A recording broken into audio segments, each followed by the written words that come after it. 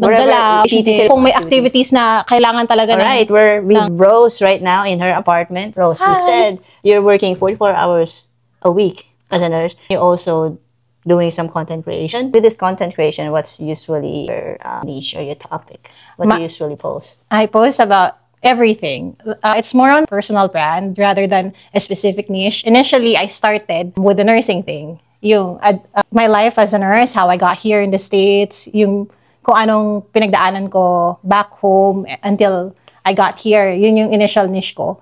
I am really into fashion. I love fashion. Yun talaga yung number one na gusto ko ever since I was a little girl. Ngayon, every time I have time, I try to make content about fashion. You work like 44 hours a week. That's like 12 hours each? No, it's like 12, 12, 10, 10. How do you manage that then? Working 44 hours, 4 days a week. How do you make sure that your health is still good? Take care of your health. How do you do that while doing? So right now, I'm only taking morning shift. I specifically requested to do morning shift. Hindi ko kaya mag-night nurse ng irregular shifts because some of the nurses, they take irregular shifts. Ako, I don't do that. I requested the office to give me morning shifts, which they were nice enough to accommodate my request after 6 months of being with them. Ngayon, I only handle morning shifts. I try to hit my 10,000 steps a day. I try to eat healthy. I go to the gym whenever I have time. I do 3 times a week or? Wala ko specific. Kapag may time ako, pupunta ako sa gym, magsasauna ako 3 times to 4 times a week. Sometimes naman, hindi talaga kaya. Depende sa schedule na meron ako. Do you cook also? I cook. I cook whenever I have time. Kasi ako lang. On duty days, hindi? On duty days, depende sa oras. Sa morning, I try to eat breakfast. So, heavy breakfast. Then sometimes snack na lang sa school kasi I go with my patients sa school. Kung makakain ako doon, good. Most of the time naman, nagkakaroon ako ng time para kumain. Pinipili ko na lang yung gino-grocery ko. Pinipili ko ay make sure na healthy yung food. Tinitingnan ko yung sugar. Kailangan ko talagang tingnan yung sugar content kasi malakas ako mag-consume. It's good that you go to school kasi you would probably hit 10,000 steps. I hit my 10,000 steps sa school with my patients at 12 hours. 10 to 12 hours, I work with them. Marami kasing activities sa school. What happens is, I walk with my patient. I follow him around kung kasama man yung teacher or kung saan sila pupunta, nandun ako. Kung may activities na kailangan talaga ng magdalaw, wherever the patient is, nandun kami. In the afternoon, pag may extra time ako, I ask for the mom na ilalabas ko yung patient ko. May energy ka pa.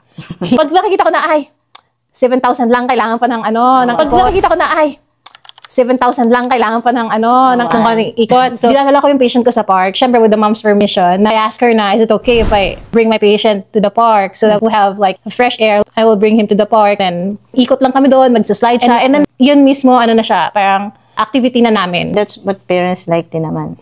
They like it kasi hindi lang nasa bahay yung patient. Gusto nila kasi laging busy. Yung mga patient, yung mga mami ng patients namin, gusto nila busy and may activities yung anak nila. Sometimes even holiday, gusto nila may ginagawa. Dinadala pa rin nila sa center yung mga bata. Gumagawa kami ng activities appropriate for our patient's age. That would help their developmental needs, yeah. Of course. You said you're going to the gym, so you do that during off days. During off days, kasi health is, para sa akin ng health, hindi lang siya physical mental din siya. In the morning, the first thing that I do, syempre ayusin yung bed. After nun, magme-meditate ako. Kapag off days ko, nagme-meditate ako. Punta lang ako dun sa corner ko, may corner ako dyan, where I do my meditation. Do it for 15 minutes. Then gagawa lang ako ng steering path para at least mabango yung bahay, na re-relax ako.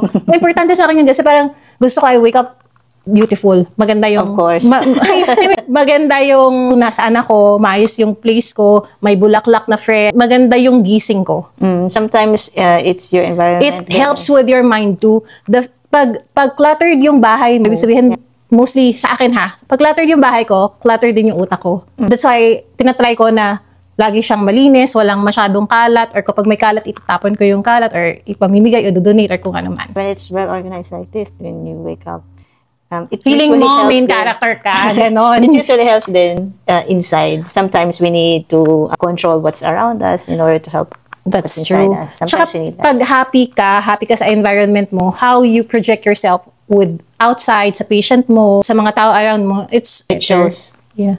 Thank you, Rose. I believe you still have something to say Hi our followers guys! here. Hi guys! Hi sa mga followers ni Wam. Follow niyo rin po ako.